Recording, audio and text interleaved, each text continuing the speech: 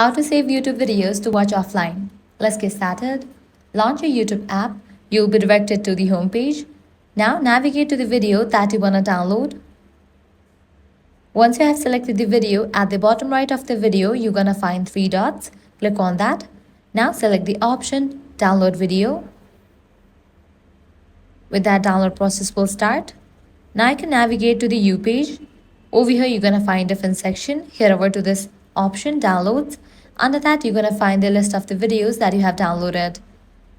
You can access these videos even though you are offline. By following the same steps, you can easily save other videos as well to watch offline. And that's it. If this guide helped you out, do not forget to like, share, and subscribe.